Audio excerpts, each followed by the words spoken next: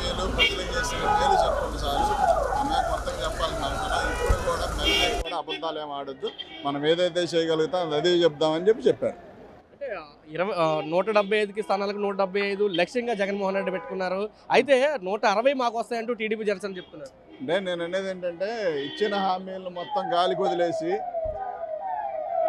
వదిలేసి పక్కా పార్టీ ఎమ్మెల్యేలను కొనుక్కున్న చంద్రబాబు నాయుడు ఇంకా కూడా బుద్ధి లేకుండా ఒక్క హామీ కూడా నెరవేర్చకుండా అలాంటి వ్యక్తి 160 వస్తాయంటే జగన్మోహన్ రెడ్డి గారు ఇచ్చిన హామీలో 99% నెరవేర్చినప్పుడు 175 అంటే ఆశ్చర్యమేం కాదు కదా.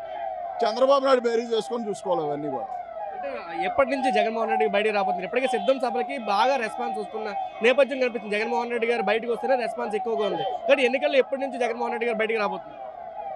ఖచ్చితంగా ఎలక్షన్ అంటే కంటిన్యూ జనాలను ఉన్నారు కాబట్టి ఇబ్బంది ఏం లేదండి. ప్రజలతో ఇంకా రానున్న రోజుల్లో మంచి పెద్ద మీటింగులు జరుగుతాయి. ఖచ్చితంగా ప్రతి దాంట్లో కూడా ఇవాళ మమ్మల్ని చూసే పరిస్థితి ఎక్కడ లేదు. జగన్మోహన్ రెడ్డి గారి పాలన చూసే పరిస్థితి, నందిగం సురేష్ను ఇంకోహను చూసే పరిస్థితి కాదు. జగన్మోహన్ రెడ్డి గారిని ఆయన 175 నియోజకవర్గాల్లో ఆయన్ని చూసి ఓటేసే పరిస్థితులు ఉన్నాయి కాబట్టి ఆయన పాలన చూసి ఉన్నారు కాబట్టి ఖచ్చితంగా 175 నియోజకవర్గాల్లో గెలుస్తామనే ధీమా మాకుంది.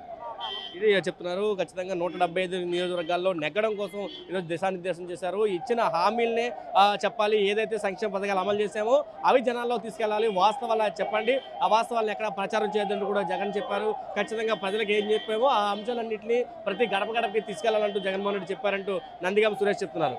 కెమెరా పర్సన్ విజయ్ దగ్గర సురేంద్ర, RTV, మంగళగిరి నుంచి. మరిన్ని వీడియోస్ కోసం ఛానల్ ని సబ్స్క్రైబ్ చేయండి, లేటెస్ట్ అప్డేట్స్ కోసం వాట్సాప్ ఛానల్ ని ఫాలో చేయండి అండ్ లింక్ డిస్క్రిప్షన్ లో ఉంది.